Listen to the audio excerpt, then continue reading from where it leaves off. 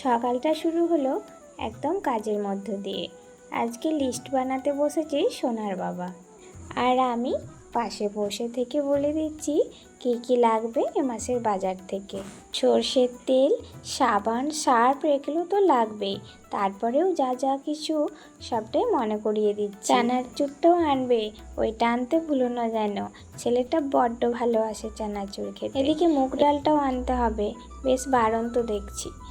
তারপর আমি চলে গেলাম ছাদে ঠাকুরের জন্য ফুল তুলতে। অনেক ফুল ফুটেছে, জবা, টগর, অপরাজিতা ফুলগুলো এত সুন্দর, আজ বেশ সুন্দর লাগছিল, গাঢ় নীল রঙের, আর এত ভালো লাগছিল না দেখতে। বেশ কটা নয়নতারা ফুলও হয়েছিল, ওইগুলোও তুলে নিলাম। এদিকে ফুল তোলার পর চোখে পড়লো কলমি শাক, দেখছি অনেকটাই বড় হয়ে গেছে, তাই ভাবলাম আজকে কেটে নিয়ে যাই রান্নার জন্য। তাই বেশি দেরি না করে কলমি শাকগুলো কেটে নিলাম।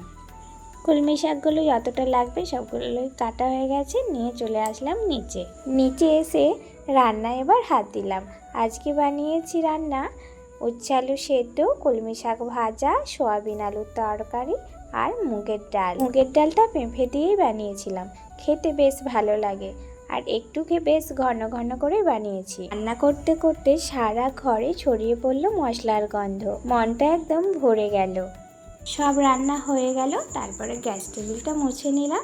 গ্যাসটা মুছে তারপরে ভাত বেড়ে নিলাম, শাক, উচ্ছে আলু সেদ্ধ, ডাল, সয়াবিনের তরকারি। টেবিলে ভাত নিয়ে আসলাম, সোনার বাবাকে চেয়ারে বসিয়ে দিয়ে গরম গরম ভাত খেতে দিয়ে দিলাম। ও খেতে খেতে বলছে আজকের রান্নাটা একদম জমে গেছে। সকালে যে লিস্টটা বানিয়েছিলাম সেই মতো বাজারের জিনিস এখন এসে গেছে, সব কিছু গুছিয়ে রাখলাম, যেটা যেখানে থাকে সব কিছু গুছিয়ে তারপরেই ভাবছি একটু বসবো।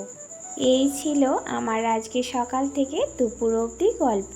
যেমনই হোক নিজের মতো করে একটু একটু সব কাজ মিটিয়ে নিচ্ছি। ভালো লাগলে অবশ্যই জানিও। আজকের মতো এ পর্যন্তই, আবার পরের দিন তোমাদের কাছে আবার কোনো ভিডিও নিয়ে আসবো।